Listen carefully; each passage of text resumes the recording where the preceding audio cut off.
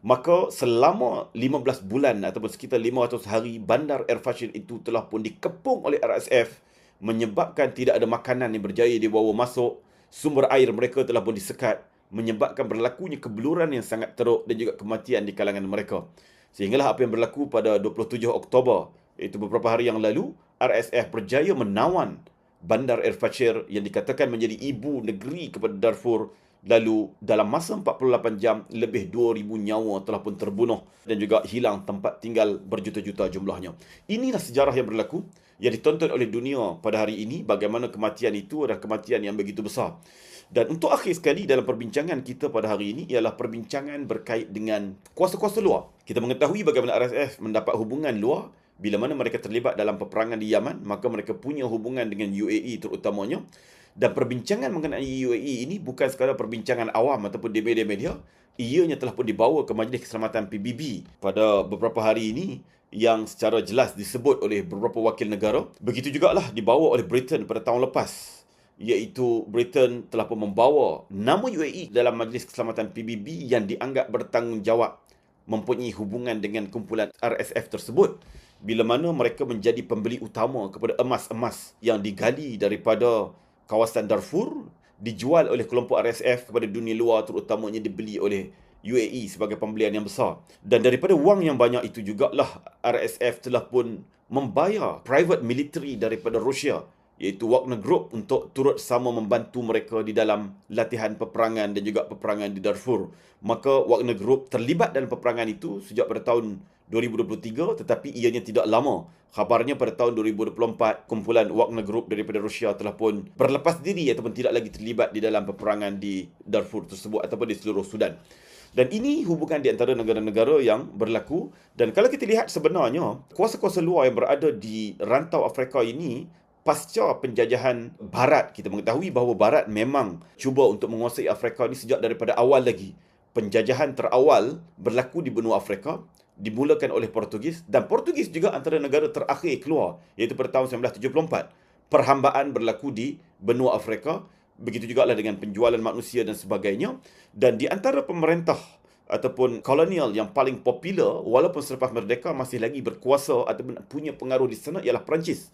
Tetapi mutakhir ini Perancis semakin hilang taringnya bila mana 3 negara di Afrika Barat, iaitu Mali, Burkina Faso dan juga Niger, telah pun digulingkan pemerintah yang dianggap pro kepada Perancis. Naiknya pemerintah tentera yang mula berhubung dengan dunia luar yang lain, sebagaimana juga pihak Rusia dan sebagainya. Kemudian daripada itu adanya Turki.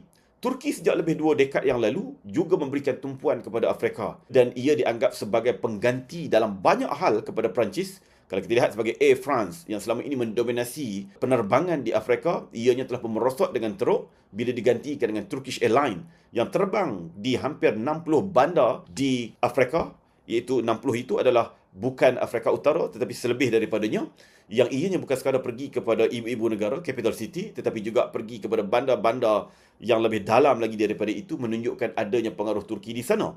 Dan Turki juga ada pengaruh di Somalia, di Ethiopia, di Sudan dan beberapa negara lain seperti Algeria, Morocco dan sebagainya. Dan penglibatan Turki dalam bab pendidikan, bantuan kemanusiaan, penjualan senjata, pembangunan infrastruktur dan sebagainya.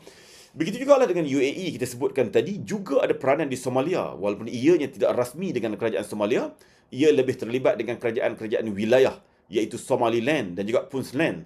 Dan ada lagi sebuah lagi yang mana dianggap pelaburan mereka membantu Somaliland dan juga Puntland ini adalah satu pelaburan yang ke arah menjadikan wilayah-wilayah tersebut lebih berdikari. Tambahan pula pemerintah wilayah ini, terutamanya Somaliland dan Puntland ini, dalam usaha yang keras dilakukan oleh mereka untuk bebas daripada Somalia. Jika perkara ini berjaya dilakukan, maka Somalia akan terpecah menjadi 3 negara ataupun 4 negara, iaitu Somalia, Somaliland dan juga Puntland. Ini yang perlu difahami oleh kita, penglibatan kuasa-kuasa ini yang nak menguasai tempat-tempat yang strategik kedudukannya dan kaya dengan hasil bumi. Begitu juga lah dengan Qatar, juga ada peranan di sana, terutamanya di Sudan dan juga di Ethiopia, cuba untuk menjadi kuasa yang bukan dominan dalam konteks menguasai tetapi sebagai perunding yang tarafnya adalah taraf global yang merundingkan konflik-konflik di antara negara, konflik-konflik di antara sesama etnik dan sebagainya dalam mana-mana negara Afrika. Begitu juga dengan kuasa-kuasa lain yang berada di rantau tersebut. Dan juga pertembungan juga berlaku di Libya. Bagaimana di Libya, Turki bersama dengan Qatar dan juga Itali menyokong pemerintah yang berpusat di ibu negara, manakala Khalifah Haftar, iaitu bekas panglima yang memimpin tentera di era pemimpin Libya Muammar Gaddafi, disokong oleh Mesir bersama dengan UAE. Jadi, di sana berlaku satu dinamik yang mana kuasa-kuasa di rantau Timur Tengah itu terutamanya yang melibatkan Turki, Qatar, UAE terutamanya, mereka bersatu dalam hal-hal yang lain di Timur Tengah, bagaimana dalam isu Gaza dan lain-lain. Tetapi dalam konteks di rantau Afrika, mereka saling bersaing di antara satu sama lain untuk menguasai secara politiknya dan juga ekonominya. Sehinggalah salah satu daripadanya apa yang berlaku di Darfur ataupun di Sudan pada hari ini yang melibatkan RSF tersebut.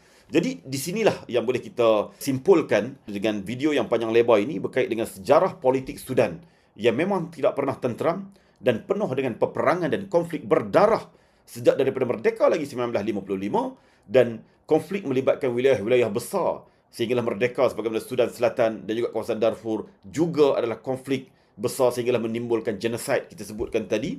Begitu juga lah dengan penglibatan negara-negara luar yang ianya bukan berlaku secara sengaja ataupun tidak sengaja, tetapi ianya dirancang kerana penguasaan mereka terhadap wilayah-wilayah tersebut ada kaitannya dengan dokongan keuangan, kekuatan ketenteraan kerana disebabkan perebutan hasil bumi.